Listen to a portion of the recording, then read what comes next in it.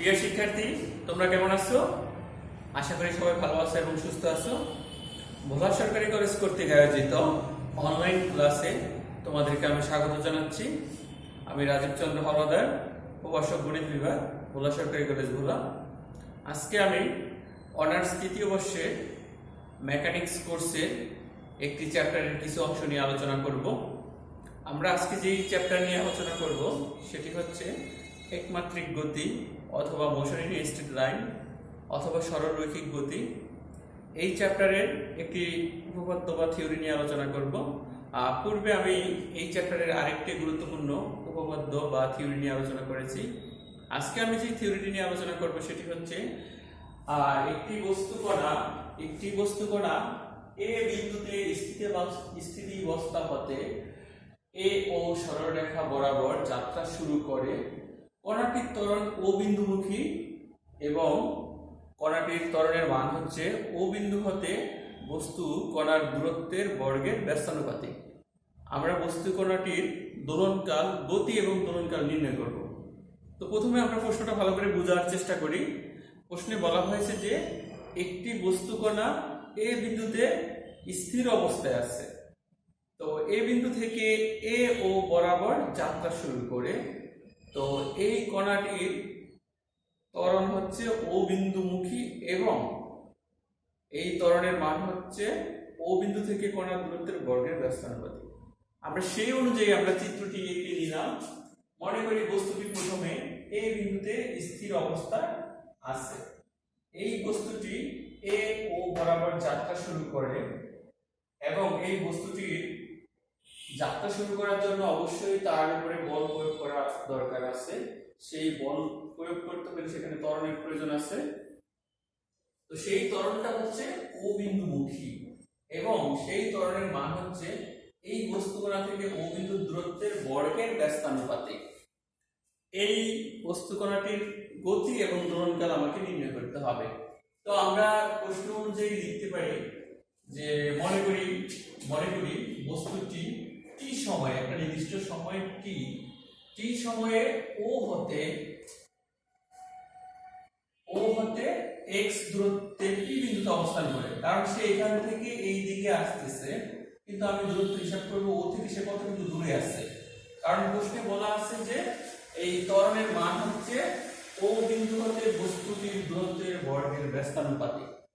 এই কারণে আমি টি সময় পরে মনে করি বস্তুটি পি বিন্দুতে আছে এবং ও থেকে পি এর দূরত্ব হচ্ছে x।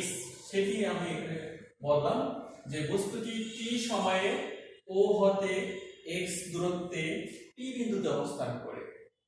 প্রশ্ন অনুসারে বা প্রশ্ন মতে পি বিন্দুতে বস্তুটির ত্বরণ হচ্ছে দূরত্বের বর্গের ব্যস্তানুপাতিক। এই জন্য ত্বরণ সমানুপাতিক 1/x²। ব্যস্তানুপাতিক বললেই সমানুপাতিকের বিপরীত হবে।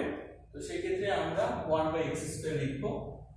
এখন বস্তুর গতির সমীকরণ আমাকে লিখতে হবে। বস্তুর গতির অন্তরক সমীকরণ হবে এই পাশেও ত্বরণ আর বাম পাশে ত্বরণ, ডান পাশে হবে ত্বরণটা যার সমানুপাতিক বা যার সমান সেই মানটা। তাহলে আমরা জানি বস্তু কণার সরণ যেহেতু x, সরণকে দুইবার অন্তরীকরণ করলে ত্বরণ পাওয়া যাবে। একবার অন্তরীকরণ করলে বেগ পাওয়া যায়, আর একবার পরপর দুইবার অন্তরীকরণ করলে ত্বরণ পাওয়া যায়। সুতরাং বস্তুটির ত্বরণ হচ্ছে d²x/dt²। আর এই ত্বরণের মান হচ্ছে দূরত্বের বর্গের ব্যস্তানুপাতিক। এই জন্য 1/x²। আর সমানুপাতিককে সমীকরণে রূপান্তর করতে হলে আমাদেরকে একটা ধ্রুবক দিয়ে গুণ করতে হয়, সমানুপাতিক ধ্রুবক। সেটা আমরা গুণ করলাম মিউ দিয়ে, মাইনাস মিউ সমানুপাতিক ধ্রুবক। আর হচ্ছে এখানে মাইনাস চিহ্ন আসছে যেহেতু বস্তু কণার ত্বরণ কেন্দ্রমুখীর ক্ষেত্রে আমরা সবসময় মাইনাস চিহ্ন দিব। কেন্দ্র থেকে যদি দূরে সরে যায়, যদি বস্তু কণাটি এইদিকে দূরে সরে যেত তাহলে আমরা প্লাস চিহ্ন দিতাম। এখন এইটা আমাকে সমাধান করে বস্তুটির গতি এবং দোলনকাল নির্ণয় করতে হবে। এই ক্ষেত্রে আমি যে কাজ করব, এটা সমাধান করার জন্য আমাদের সাধারণ অন্তরক সমীকরণের সমাধান যে প্রণালীতে করা হয় সেই প্রণালীতেই করব। তো আমরা খুব হিসাবের সুবিধার্থে উভয় পক্ষকে 2d dx dt দিয়ে গুণ করে দিলাম। 2 dx dt দিয়ে গুণ করে দেওয়ার পরে এটাকে আমরা এইভাবে লিখতে পারি d dt of dx dt whole square। ডিফারেন্সিয়েশনের বা অন্তরীকরণের নিয়ম অনুযায়ী আমরা এখান থেকে যেটা পাই যে এটাকে ডিফারেন্সিয়েশন করলে প্রথমে পাওয়ার চলে আসবে, তারপরে dx dt লিখতে হবে। যেহেতু এটা t না, t এর একটি ফাংশন, সেটাকে আরেকবার ডিফারেন্সিয়েশন করলে d square x dt square আসবে। অর্থাৎ এইটা আর এটা একই, কিন্তু আমি ইন্টিগ্রেশন করার সুবিধার্থে আমি এভাবে লিখব। এখানেও একই রকম এটাকে দেখা যায় যেমন এখানে 1/x স্কয়ার, এখানে 2 মিউ হচ্ছে ধ্রুবক, সেটা বাইরে চলে আসবে, আর 1/x কে ডিফারেন্সিয়েশন করলে -1/x স্কয়ার আসবে। তার মানে আমি এখানে যা আছে তাই লিখছি, জাস্ট হচ্ছে আমার ইন্টিগ্রেশন করার সুবিধার জন্য বা যোগজীকরণ করার সুবিধার জন্য আমি এভাবে সাজিয়ে লিখলাম। তো এই ক্ষেত্রে আমি যদি সমাকলন বা যোগজীকরণ করে দেই, t এর সাপেক্ষে d dt আউট হয়ে যাবে, d dt আউট হয়ে যাবে, থাকবে dx dt whole square d2 mu by x plus একটা সমাকলন ধ্রুবক c আসবে। এখন এই c এর মান আমাকে বের করতে হবে। এই c এর মান বের করার জন্য আমরা কিছু আদি শর্ত ব্যবহার করব। একদম শুরুতে বস্তু কোণাটি a বিন্দুতে ছিল, আমি ধরে নিব যে o থেকে a বিন্দুতে যে দূরত্ব সেটার মান হচ্ছে a। তো সেটাই ধরি o এর মানে, তাহলে যখন x এর মানে অর্থাৎ বস্তুটি a বিন্দুতে ছিল তখন কিন্তু বেগ ছিল না, একদম শুরু অবস্থায় কিন্তু বেগ ছিল না। প্রশ্নে বলা আছে যে a বিন্দুতে স্থিতিবস্থা হতে, অর্থাৎ বস্তুটি a বিন্দুতে স্থির অবস্থায় ছিল, সেখান থেকে যাত্রা শুরু করে একদম শুরুতে, সেই জন্য বেগের মান 0। তাহলে x এর মানে বেগের মান dx dt হচ্ছে বেগ, বেগের মান 0 যদি আমি একদম সমীকরণে বসিয়ে দেই, তাহলে 0 equal to 2 mu by x এর পরিবর্তে a প্লাস c। সুতরাং c এর মান হচ্ছে -2 মিউ বাই a। এই c এর মানটা আমি একদম সমীকরণে বসিয়ে পাই dx বাই dt whole square equal to 2 mu by x minus 2 mu by a। এখানে হিসাব করলে 2 মিউ কমন গেলে 1 by x minus 1 by a।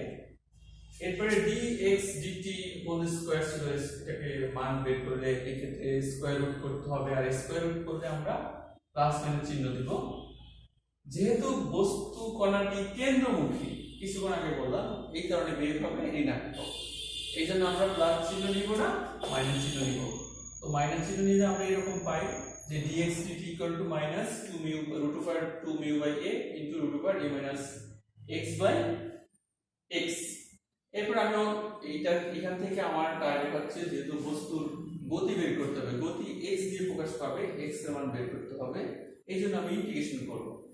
Integration নিয়ম অনুযায়ী সসল চলকের সাপেক্ষে সাথে সসল চলকের ফাংশন বা চলককে আমরা নিব dx এর সাথে x অথবা x এর ফাংশন নিয়ে আসছি, আর dt এর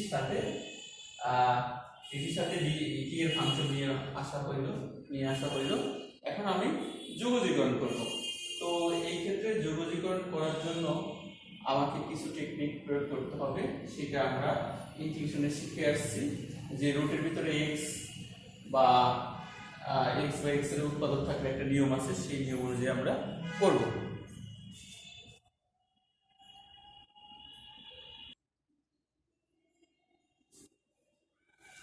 এবার আমরা ইন্টিগ্রেশন করব। ইন্টিগ্রেশন করতে গিয়ে আমরা খেয়াল করি যে 2 mu by a root over 2 mu by a integration dt equal to minus root over x by a minus x integration dx। এই টাইপের ইন্টিগ্রেশন করার জন্য আমাদেরকে যে কাজ করতে হবে যে আমরা ইন্টিগ্রেশন সাধারণত ভগ্নাংশের কোনো সূত্র শিখিনি, আমরা শুধুমাত্র ln 1 বাই x থাকলে ln x অথবা হরকে ডিফারেন্সিয়েশন করে যদি লব পাওয়া যায় তাহলে অ্যানসার হবে লন হর। এই কোন টাইপের ভিতরেই এটাকে আমরা নিতে পারি না, এই জন্য এখানে আমাদের যে কাজ করতে হবে x এর পরিবর্তে যদি আমরা a cos স্কয়ার থিটা ধরি তাহলে আমরা খুব সহজেই ইন্টিগ্রেশন করতে পারি। x এর পরিবর্তে a cos square theta, x এর মানে cos স্কয়ার থিটা, এখান থেকে cos থিটার মান আসে √x বাই a, আর dx এর মান আসে ডিফারেন্সিয়েশন করে দিলে 2a cos θ sin θ minus d θ, অর্থাৎ -2a cos θ sin θ D theta, আর সাইন থিটার মান হচ্ছে 1 মাইনাস এক্স বাই এ। এই যে এটা থেকে আমরা লিখতে পারি। তো এইভাবে আমরা যদি ধরে নিই x এর পরিবর্তে a cos square theta, x এর পরিবর্তে a cos square theta, dx এর পরিবর্তে 2a sin theta cos theta d theta, আর এখানে একটা মাইনাস ছিল, এই মাইনাস আর এই মাইনাসে প্লাস। এখন হিসাব নিকেশ আমরা এখানে a কমন নিতে পারি। a কমন নিলে 1 minus cos square theta, 1 minus cos square থিটাকে রুট করলে 1 মাইনাস cos স্কয়ার মানে sin স্কয়ার থিটা, সেটাকে রুট করলে sin থিটা, আর উপরে cos স্কয়ার থিটাকে রুট করলে cos থিটা, আর এই a এখান থেকে a আর এখানে a কাটা যাবে। এই 2 এর কে আমরা প্রথমে লিখলাম sin theta cos theta d theta. sin theta কাটা যায়,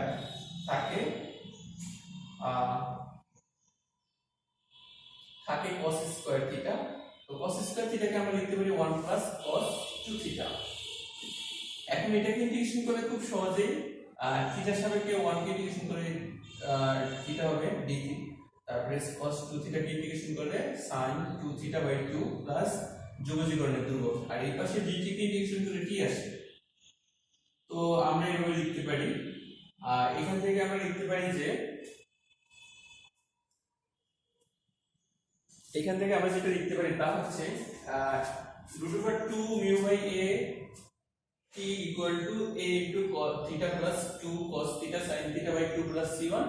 তো t এর মান কি হবে, ওই পাশে বাম পাশে 2 √2 μ বাই a ছিল, এটা ডান পাশে এসে a বাই 2 μ এর উপরে রুট পুট করে দিলাম, আর ধ্রুবক চেঞ্জ হয়ে গেছে, আগে ছিল c1 এখন c2 হবে, কারণ এটার সাথে একটা ধ্রুবক গুণ করা হয়েছিল c1 এর সাথে। তো সেই হিসাবে আমরা এভাবে লিখতে পারি থিটার মান হচ্ছে cos inverse √x by a। যেমন এখান থেকে আমরা লিখতে পারি থিটা ইকুয়াল টু cos, ডান পাশে চলে গেলে ইনভার্স হবে, আর sin থিটার পরিবর্তে লিখলাম 1 minus √x, 1 minus x by a এর উপরে রুট, cos থিটার পরিবর্তে √x by a plus c2। এখন আমি এই c2 যে ধ্রুবক, যোগজীকরণ ধ্রুবক, এই ধ্রুবকের মান বের করার জন্য আগের মতো আদি শর্ত ব্যবহার করতে হবে, যে একদম শুরুতে t এর মান 0 ছিল, অর্থাৎ শুরুতে সময় ছিল 0, তখন x এর মান ছিল a, অর্থাৎ একদম শুরুতে এখান থেকে এই পয়েন্টে ছিল বস্তুকণাটি, সেটি x এর মান অর্থাৎ দূরত্ব থেকে a এর দূরত্ব হচ্ছে a। সেই শর্তগুলো ব্যবহার করে আমরা কি পাই, যে c2 এর মান দিই, c2 এর মানকে আবার 2 নং সমীকরণে বসিয়ে দিলে আমরা পাই t এর মান হচ্ছে এটি। এটি হচ্ছে আমার বস্তুর গতি নির্ধারণকারী যে সমীকরণ সেটা। তো আমরা একটু খেয়াল করে দেখি যে বস্তুকণাটি a বিন্দু থেকে ওতে আসে, এখন ওতে আসলে তার গতি বা বেগ শূন্য হয় না, সে আবার একইভাবে চলতে চলতে সর্বোচ্চ a প্রাইম বিন্দু পর্যন্ত আসে, আবার a প্রাইম বিন্দুতে আসলেও তার গতি শূন্য হয় না, সে আবার বিপরীত মুখী একটা গতি প্রভাবে প্রভাবিত হয়ে পর্যায়ক্রমে a থেকে a প্রাইমে আসবে, আবার a প্রাইম থেকে a তে আসবে, অর্থাৎ বস্তুটি সরল দোলকের মতো চলতে থাকবে। এই জন্য এই বস্তুকণাটির গতি একটি সরল দোলন গতির মতোই। তো আমরা বুঝলাম যে একটি বস্তুকণা যখন একটি নির্দিষ্ট বিন্দু অভিমুখে যাত্রা করে, আর সেই বিন্দু অভিমুখে যদি বস্তুকণাটির ত্বরণ থাকে, তাহলে বস্তুকণাটির গতি একটি সরল দোলন গতি। এবার আমরা দোলনকাল নির্ণয় করব বস্তুকণার। আচ্ছা, দোলনকাল নির্ণয় করার ক্ষেত্রে আমাদের বুঝতে হবে দোলনকালটা কি। দোলনকাল হচ্ছে একটি পূর্ণ দোলন সম্পূর্ণ হতে যেই সময় লাগবে সেই সময়কে বলা হবে দোলনকাল। আর একটি পূর্ণ দোলন বলতে আমরা কি বুঝি, বস্তুকণাটি a বিন্দু থেকে যাত্রা শুরু করে a প্রাইম বিন্দু পর্যন্ত আসবে, আবার এখান থেকে a বিন্দুতে আসবে, তাহলে একটি পূর্ণ দোলন সম্পূর্ণ হবে। অর্থাৎ a থেকে a প্রাইমে আসবে, আবার a প্রাইম থেকে a তে আসলেই পূর্ণ দোলন, এখান থেকে এখানে গিয়ে আবার এখান থেকে এখানে আসবে। এই যে a থেকে a প্রাইম বিন্দু পর্যন্ত যাবে, সেখান থেকে আবার এটা আসবে, এই সময়টা আমরা বের করতে পারলেই দোলনকাল বের করতে পারবো। এইটা করার জন্য আমরা যে কাজ করব তা হচ্ছে প্রথমে a থেকে o বিন্দুতে যেতে কতটুকু সময় লাগে সেটা বের করব, আর o বিন্দুতে বস্তুকণার বেগ কত, অথবা সরণ করতে হয়, এটা আমরা জানি। ও বিন্দুতে বস্তু কণার সরণ হচ্ছে, ও থেকে ও বিন্দুর সরণ হচ্ছে 0। এই জন্য আমরা 3 নং সমীকরণে x = 0 বসালে বস্তুটি a হতে o বিন্দুতে যাওয়ার সময় আমরা পাবো। তাহলে 3 নং সমীকরণে x এর পরিবর্তে 0 বসিয়ে দেই। x এর পরিবর্তে 0 বসিয়ে দিলে কি = √a/2 μ into a cos inverse x এর পরিবর্তে 0 আর a, তাহলে 0/a মানে হচ্ছে 0, এই ক্ষেত্রে 0, এই ক্ষেত্রে 0 0। আমরা জানি যে cos ইনভার্স 0 মানে হচ্ছে π/2। তাহলে হিসাব নিকেশ করে দেখুন যে কি মান হচ্ছে √a/2 μ ইনটু a π/2, অর্থাৎ বস্তু কণাটি a থেকে o বিন্দুতে আসতে সময় লাগে √a/2 μ ইনটু a π/2। তাহলে একটি পূর্ণ দোলনের সময় লাগবে কি? পূর্ণ দোলনের ক্ষেত্রে আমরা খেয়াল করি যে a থেকে a প্রাইমে আসতে হবে, আবার a প্রাইম থেকে a তে আসতে হবে, অর্থাৎ প্রথমে a থেকে o তে আসবে, o থেকে আবার a প্রাইমে আসবে। a থেকে o তে আসার সময়ে দ্বিগুণ করলে আমরা a থেকে a প্রাইমে আসতে যে সময় লাগবে সেটা পাবো। আবার তাহলে a প্রাইম থেকে a তে আসতে তো একই পরিমাণ সময় লাগবে, অর্থাৎ a o তে আসতে যেই সময় লাগবে সেটাকে যদি আমরা 4 দিয়ে গুণ করি তাহলে পূর্ণ দোলনের সময় পাবো। এই জন্য লেখা হয়েছে দোলনটা হচ্ছে একটি পূর্ণ দোলনের সময় 4 ইনটু a হতে o তে যাওয়ার সময়। তাহলে 4 দিয়ে আমরা এই মানটি গুণ করে দিই, গুণ করে দিলে পাচ্ছি কি হিসাব নিকাশ করে √2 ইনটু π/√μ ইনটু a পাওয়ার 3/2। এটি হচ্ছে আমার একটি পূর্ণ দোলনের সময়। তাহলে আশা করি আমরা বুঝতে পারছি মেকানিক্সের মূল বিষয় হচ্ছে যে সমীকরণগুলো আগে সাজিয়ে নিতে পারলে খুব সহজে সমাধান করা যায়। আর সমাধান করার ক্ষেত্রে আমাদের ক্যালকুলাস, বিশেষ করে অন্তরক সমীকরণ কিভাবে সমাধান করি সেইটা, আর হচ্ছে ইন্টিগ্রেশন কিভাবে আমরা করতে পারি, এই দুটো বিষয়ে যদি আমরা ভালো করে জানি তাহলে মেকানিক্স আমাদের কাছে সহজ হবে। তাহলে আশা করি তোমরা বুঝতে পারছো। তোমরা ভালো থাকো, সুস্থ থাকো। সবাইকে ধন্যবাদ জানিয়ে আজকের মতো এখানেই বিদায় নিচ্ছি। সবাই ভালো থাকো।